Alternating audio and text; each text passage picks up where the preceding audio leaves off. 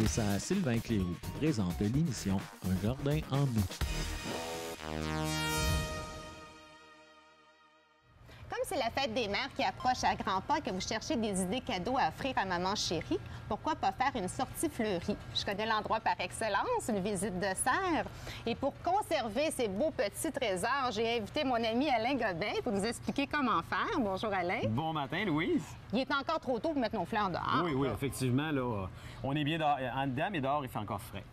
Mais c'est bon temps d'y choisir. Exactement. Parce que là, vous avez les serres débordent de choix, là, regarde. Des fleurs, bon. Exactement. Ça déborde de fleurs. Et un choix qu'on peut faire comme cadeau excellent, c'est de choisir des paniers suspendus qui sont déjà confectionnés par des professionnels, déjà des beaux mélanges. Et on peut simplement prendre un petit panier vide comme ça qui va faire un petit cadeau un petit peu plus raffiné. Simplement d'enlever... Oh, là, il me joint un tour. Celle-là, il est mieux... Les crochets sont plus durs à enlever. On va se dépêcher. Simplement enlever les crochets. Je dépêche. On enlève les crochets. Et ensuite, simplement insérer là, le panier suspendu dans un beau panier. C'est simple. Alors, c'est très simple, c'est très beau à offrir. Et éventuellement, la maman va pouvoir remettre les crochets et pouvoir suspendre son panier. Tu vas lui donner en même temps. Là, Tout à fait. On lui remet en même temps qu'on offre le cadeau. Elle va pouvoir éventuellement le placer à l'intérieur. Avec son autre panier, elle peut faire d'autres projets. Oui, elle pourrait simplement mettre, tout à fait mettre des fines herbes. Ça pourrait être un super beau panier pour les fines herbes. Quelle bonne idée. Bonne idée. La fête des mères s'en vient. Peut-être que... Ou la fête des fêtes. Tu fais 2 cadeaux. Ben oui. Ensuite, une autre idée, c'est de choisir un beau panier et simplement mettre des pots, des petits coups de cœur qu'on choisit à l'intérieur et de l'offrir et éventuellement pouvoir le planter soit dans notre parterre ou dans le panier. Si on décide de le planter... nos fleurs, soit dans la terre ou dans un contenant, il y a des terres spéciales pour ça. Oui. Chez Fafard, nous autres, pour le terreau d'extérieur pour les contenants, on l'appelle le véranda. C'est un terreau déjà qui est tout mélangé, toutes les proportions justement pour donner justement une bonne aération au niveau du système racinaire, puis également pour que le consommateur ce soit facile de le mouiller et de le remouiller. D'ailleurs, depuis 2 ans, on a rajouté de la fibre de coco pour que ça soit facile de remouiller. Tout à fait. On évite d'utiliser de la terre noire ou de la terre à jardin. Oui, parce que, écoutez, les plantes ont été habituées pour avoir un bon terreau aéré, justement, pour que ça pousse. Puis là, on y met dans de la terre à jardin, une terre noire, où c'est très, très dur pour... c'est pas adéquat, mettons, là, t'sais. Exactement. Parfait. Et aussi, ce que tu m'as appris, que je trouvais fort intéressant, c'est que la véranda que tu parlais pour l'extérieur, c'est préférable de ne pas l'utiliser à l'intérieur, justement parce qu'il y a du compost à l'intérieur. Oui. Et qu'est-ce que ça va faire, le compost, si on en a à l'intérieur? Bien, le compost va attirer souvent ce qu'on appelle un insecte qu'on appelle la sciaride. C'est un genre de mouche de terreau qui se développe à la surface des terreaux. Ça attaque pas les plantes, sauf que ça ressemble un peu à une petite mouche à fruits. Oui, ça ressemble à la mouche à fruits, mais c'est pas la mouche à fruits. C'est pas la mouche à fruits. C'est pour ça que dans tous les terreaux d'intérieur, comme dans notre connaisseur qu'on a à terre ici présent, bien, le connaisseur ne contient pas justement de compost pour pas les attirer. Parfait. Super. Alors, on peut l'insérer. On pourrait en mettre simplement et ensuite... On dépote. On dépote, puis on va mettre nos petites merveilles. Et voilà. Si tu veux qu'on fasse une démonstration... Bon, on pourrait le faire. Comme ça, il va être prêt à offrir. Oui. Ah oui. On revient avec les... On va en mettre un peu dans le fond. Parfait. C'est sûr que là, vu qu'il n'y a pas de trou dans ce contenant-là, il faut faire attention au niveau de l'arrosage. Ce qu'on peut faire dans un contenant comme ça, vu qu'il n'y a pas de trou, ce qu'on pourrait faire, c'est de rajouter un petit peu de pierre dans le bas ou de faire des trous. Mais ça dépend de ce qu'on veut. Oui. Donc, on y va autour de la plante. Parfait. Au même moment, avant de tout avoir finalisé justement le rempotage de tes plantes, tu peux y aller avec de l'engrais. C'est mon coup de cœur. Ouais. Mon coup de cœur. Je pense que c'est le coup de cœur de bien des gens. J'adore cet engrais parce que souvent, on oublie de mettre de l'engrais. Il faut être...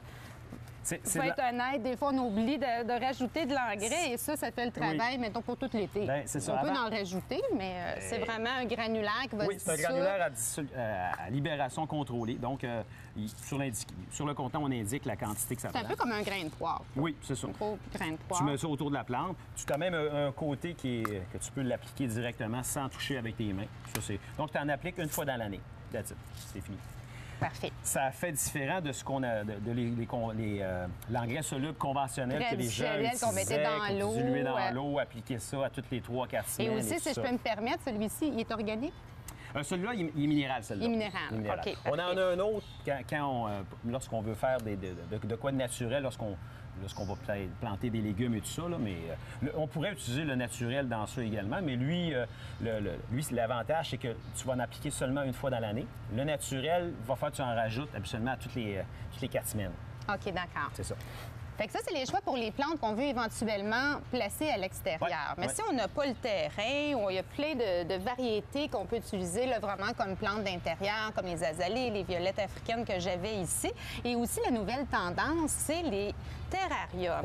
Oui. Peux-tu nous expliquer un peu c'est quoi un terrarium? Bien, un terrarium, c'est un petit jardin miniature. Sous verre. Sous verre. Pourquoi sous verre? Parce qu'on veut voir un peu les différents étages soit de plantes ou de terreaux ou de petites roches. Là, et aussi, ça crée un microsystème et la plante demande peu d'entretien exact. parce qu'elle va transpirer. Parfait. Oui. Et chez Fafard, vous avez un nouveau produit qu'on peut acheter qui est un petit sac tout inclus à l'intérieur. Tout est inclus dedans. Tous les accessoires sont là. C'est ça. Fait que le consommateur n'a qu'à choisir un contenant de vitre. Oui. De la bonne dimension. On peut même prendre un contenant qu'on a à la maison, Ouais. les pots maçons. C'est super beau, hein? Ah, ouais.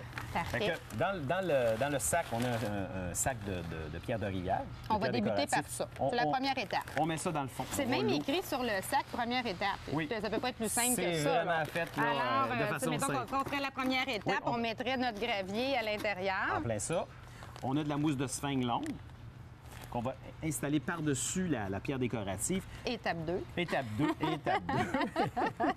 La mousse va justement empêcher le terreau qu'on va rajouter par-dessus d'aller, les particules fines de terreau, d'aller aller se loger dans la pierre. Oui, là, puis faire salir, pas puis ça va enlever le côté esthétique. Exactement. Tout à fait. On installe le deuxième étape. On aurait pu en faire un modèle. Finalement, ça aurait été plus simple. toute beauté. Enlevez les sacs à la maison, s'il vous plaît. Laissez pas ça de Parce que même. le temps nous déterre. Il faut se dépêcher. Puis, la troisième étape, qui est l'étape 3, de rajouter le terreau. Le terreau qu'on a choisi, c'est un terreau, justement, tout à l'heure, on avait dit qu'il n'y avait pas de compost. Il n'y a pas de compost. C'est vraiment fait pour les terrariums. On a même rajouté du biochar à l'intérieur. Le biochar, c'est un charbon de bois naturel. Et que ce charbon de bois-là, ce que ça va faire comme un effet antimicrobien, antifongique. Parce qu'il ne faut pas oublier qu'on est dans un milieu comme un peu humide. Tout à fait. C'est sûr que... peut se développer des maladies. Fait qu'on essaie de prévoir ça. Il faut quand même que les gens fassent attention lors d'arrosage parce qu'il n'y a pas de trou. Là. On n'oublie pas qu'il n'y a pas de trou dans ce contenant-là de verre. Fait que l'eau, quand on rajoute la terre, on peut se permettre de rajouter de l'engrais aussi, le mélanger là, à l'intérieur. Oui. Il y en a au départ, mais tu pourrais y aller tant qu'à... Parce que c'est sûr que c'est pas évident à jouer là-dedans. Là. On a apporté différentes petites plantes qu'on peut mettre ici, dedans, mais pour les petites grosses mains, les grosses mains, c'est plus délicat. Oui, parce que c'est un jardin miniature. C'est vraiment, il faut penser que c'est vraiment un jardin miniature. On a même des J'ai même choisi un petit animal là, pour mettre à la fin du projet, un petit tigre qu'on voit pas. C'est un projet très agréable à faire en famille, d'ailleurs. C'est vraiment le fun. On peut récupérer des choses qu'on a à la maison et vraiment le faire comme une activité familiale. Et c'est vraiment un super cadeau à offrir également. De leur donner le goût, justement, aux gens que les plantes vertes, c'est tellement bon pour la santé avec le photosynthèse. Oui, exactement, c'est oxygénant. C'est un beau petit goût à donner à bien des gens. C'est ça, on a mis des modèles ici là, qui ont pris un peu de volume parce qu'ils ont été faits depuis longtemps. Oui, on n'a pas fait ça hier. Tu n'as pas fait ça hier. Non, c'est ça, je pense que c'est ceux-là que tu avais fait avec ton fils, je pense. Oui, tout à fait. J'ai fait plusieurs terrariums que j'ai offerts là, comme cadeau. Et ça fait fureur. C'est super beau. Mon gars, il a adoré ça. On avait été acheter des petits bonhommes, des petites figurines qu'on a insérées, des petites vaches à l'intérieur. Puis c'est fort agréable. Puis c'est tellement beau. Moi, j'adore tellement. Puis c'est le côté moderne aussi que ça apporte des fois. On a besoin juste de mettre une petite touche de modernité dans notre pièce. Là, bien, ça fit avec ce qu'on appelle la mode contemporain. Contemporain. J'ai appris ça dernièrement, là, depuis un an. Là. Il y a aussi des plantes épiphytes qui sont des plantes qui n'ont pas de racines, qu'on peut juste insérer là, à l'intérieur. Bien, merci beaucoup pour tous ces conseils. Bienvenue, et j'espère que ça va être le plus beau des cadeaux pour la fête des mères et que vous allez offrir des fleurs et des fleurs. Offrir des fleurs, c'est du bonheur. Bonne fête des mères. Bonne fête des mères. Dans cette chronique, on parle d'orchidées et je reçois M. Laurent Leblond du Paradis des orchidées. Bonjour, Laurent. Bonjour, Louise. Quel cadeau extraordinaire à offrir à Fête des mères. Et quand on choisit des orchidées comme ça, est-ce que c'est facile de les conserver à la maison quand on arrive? Tout à fait. C'est aussi facile que des violettes africaines. Et il faut faire attention, c'est au niveau de l'arrosage. Bien les placer dans la maison et puis leur donner aussi régulièrement de l'engrais. Et on arrive à très bien les conserver plusieurs années, même plusieurs dizaines d'années dans certains cas.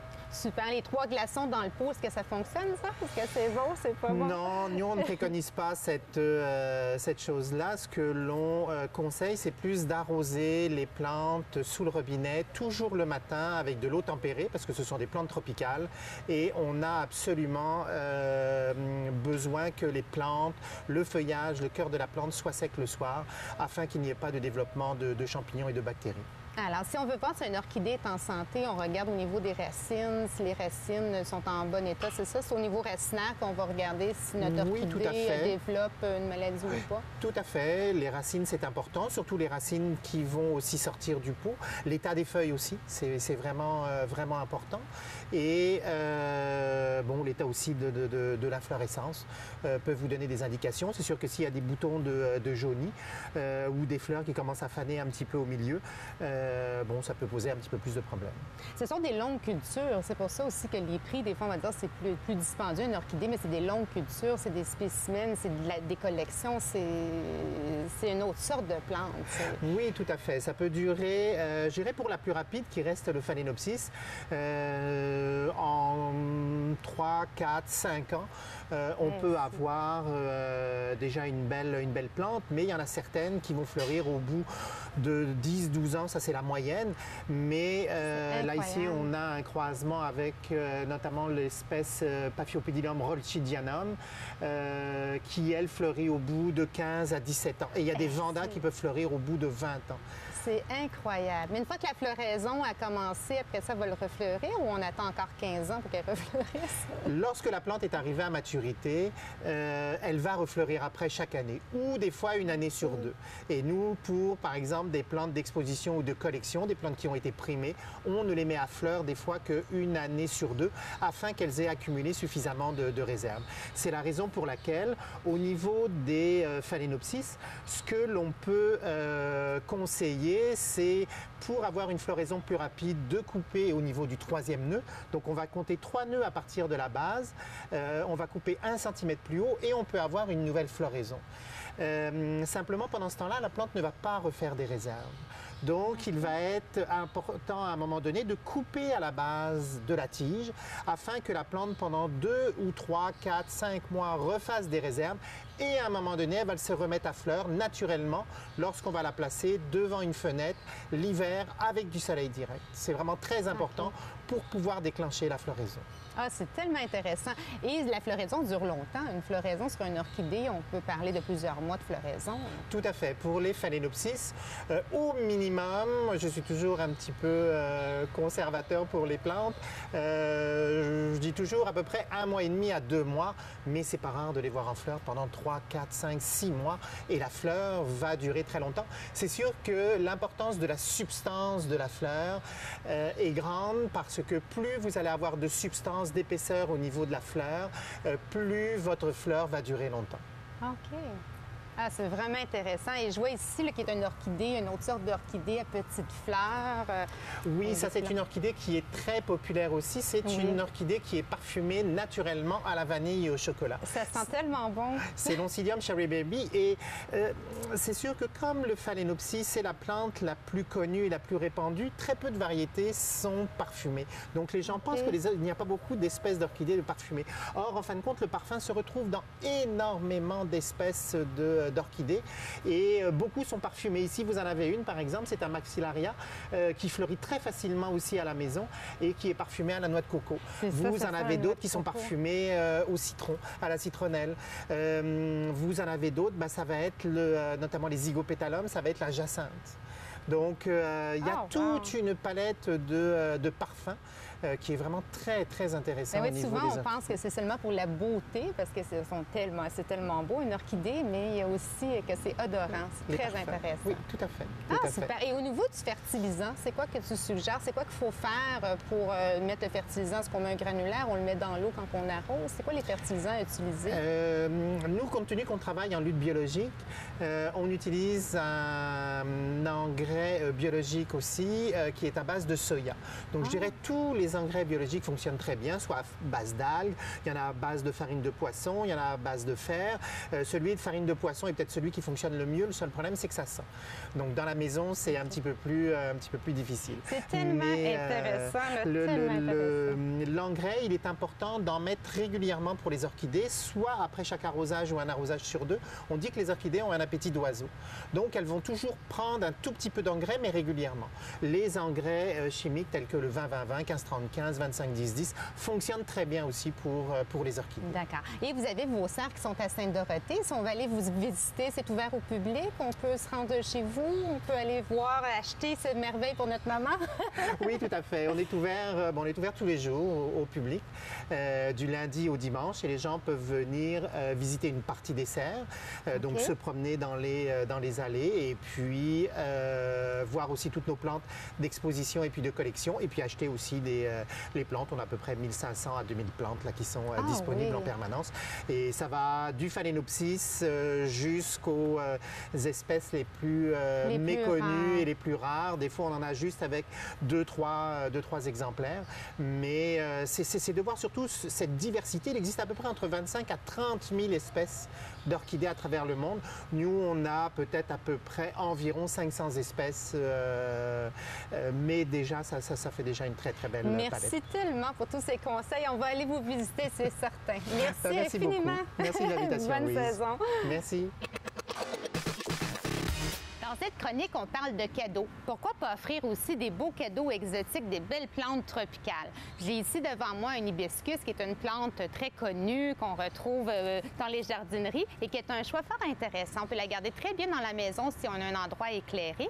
Et la fleur, elle est magnifique, mais elle dure seulement 36 heures. Mais il y a toujours des boutons floraux. C'est une fleur qui va faire vraiment beaucoup de fleurs et qu'on peut éventuellement le transplanter à l'extérieur.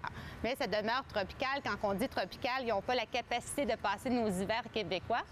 Donc, c'est très important qu'il faut penser les rentrer à l'automne. Et quand on va les rentrer à l'automne, vraiment les tailler et on va les remettre au printemps quand les risques de gel sont éloignés à partir de la fin mai. Il faut toujours penser qu'il y a des risques de gel jusqu'à la fin mai, jusqu'à la dernière lune du mois de mai. Alors, j'ai apporté d'autres choix très intéressants comme le bougainvillé qui est vraiment magnifique. Souvent, quand on va dans le sud, on voit des belles haies de bougainvillé. C'est extraordinaire. C'est sûr qu'ici, il faut quand même faire attention parce qu'ils sont quand même assez fragiles. Alors, on peut favoriser de la conserver dans la maison dans un endroit très éclairé et lui offrir là, un engrais là, qui est acidophile pour aider sa floraison qui soit aussi magnifique parce qu'à l'extérieur, c'est une plante qui est quand même fragile au vent. Alors, il faut s'assurer de le mettre au bon endroit. J'ai aussi, pour des plantes d'intérieur, qu'on peut offrir des petits cadeaux pour notre maman. On a les Spathiphyllum, qui est une plante vraiment fascinante parce qu'elle est oxygénante. C'est une plante qui va aider à favoriser notre environnement intérieur, qui va absorber les toxines. C'est vraiment intéressant. On peut la garder très bien là, dans un endroit où il y a de la lumière. Pas besoin de soleil direct, seulement un endroit éclairé. J'ai ici un oiseau du paradis.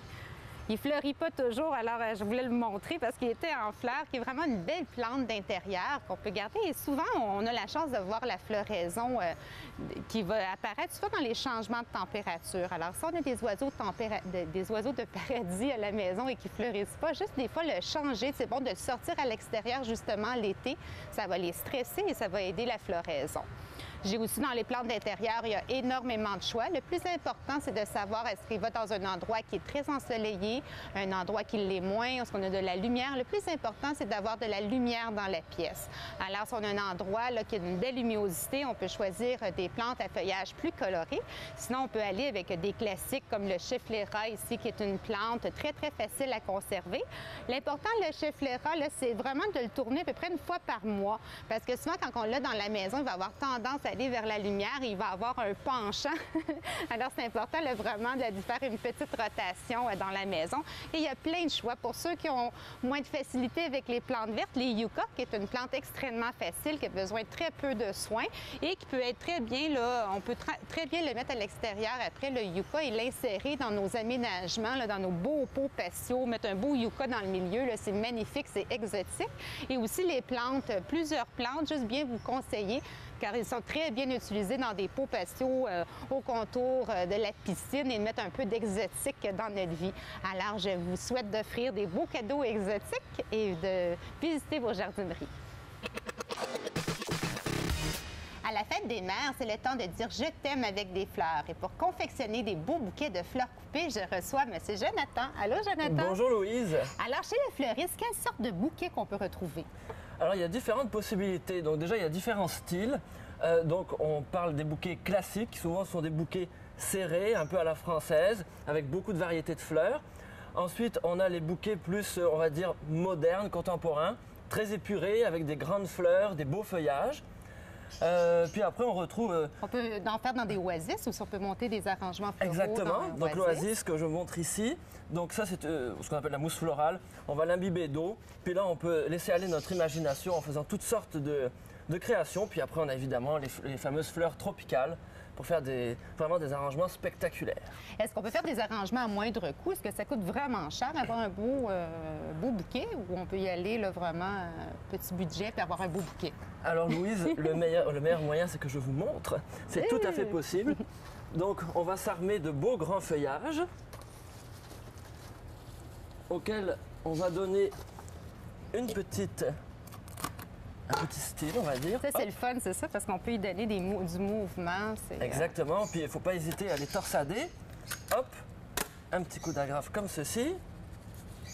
Un autre comme cela. Voilà. On va choisir nos fleurs. Donc, on va rester un peu dans le thème Fête des mères. Oui, bien c'est sûr, les couleurs roses, c'est bien populaire à la Fête des mères, là. Voilà, tout ce qui est pastel. Aussi, on aime les fleurs du printemps, parce que là, on a l'arrivée du printemps. On va avoir là, des beaux... Les gerberas, les glaïeuls. Voilà, donc là, on a du muflier, on a du delphinium, le gerbera, comme vous dites, tout à fait. Une petite marguerite. Et bien évidemment, comme c'est le printemps, on va utiliser quelques tulipes.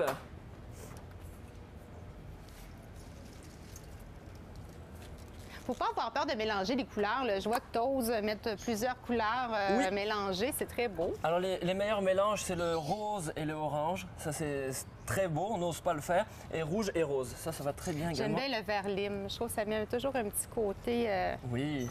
Donc, vous voyez, on place nos fleurs qui ont déjà, dans la nature, c'est des fleurs hautes. Le delphinium, ça pousse très haut. Donc, on va les placer en arrière. Qui est une vivace qu'on retrouve très bien dans nos jardins. Là. Tout à fait. Donc, on va placer en arrière. Bon, ici, on va la nettoyer un petit peu. Voilà.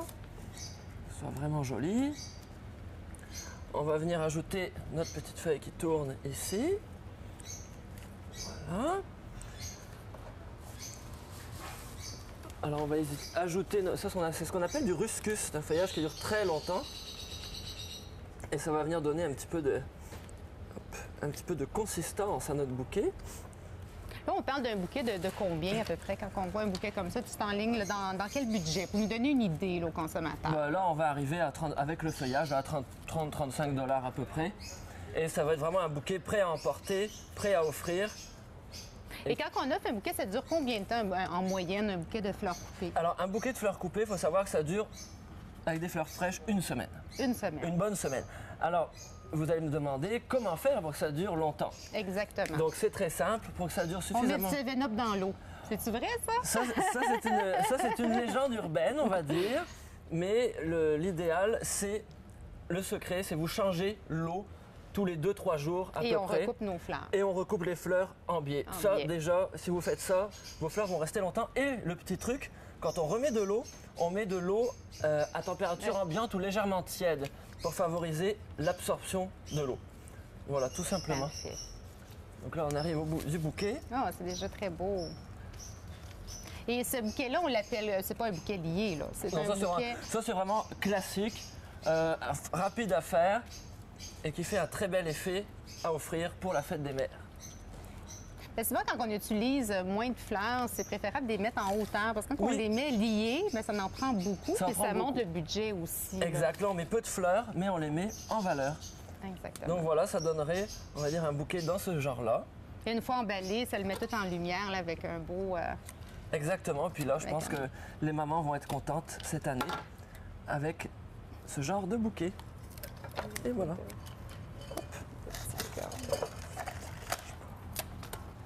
Hop. Et voilà. Voilà. Et donc ensuite, on l'attache. Merci, Louise.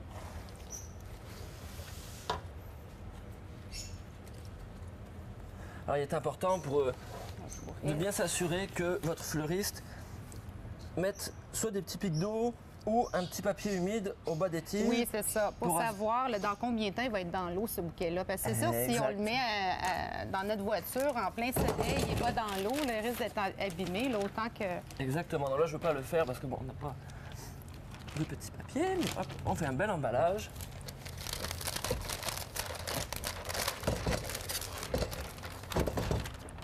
Hop.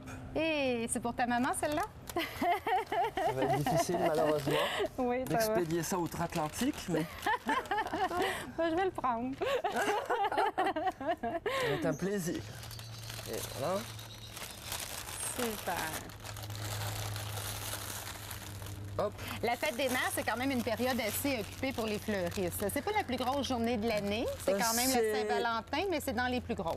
Oui, la fête des mères, c'est une des plus grosses avec la Saint-Valentin, effectivement. La Saint-Valentin, on va parler plus des roses, tandis qu'à la fête des mères, là, ça va être plus là, toutes les variétés de fleurs. Exactement. Vraiment, on offre un petit jardin de fleurs coupées à sa maman. Y a-t-il des fleurs qui sont plus populaires que d'autres pour la fête des mères, des incontournables? Ou... Pour la fête des mères, bon, c'est surtout des tons de couleurs. Il n'y a pas de fleurs en particulier.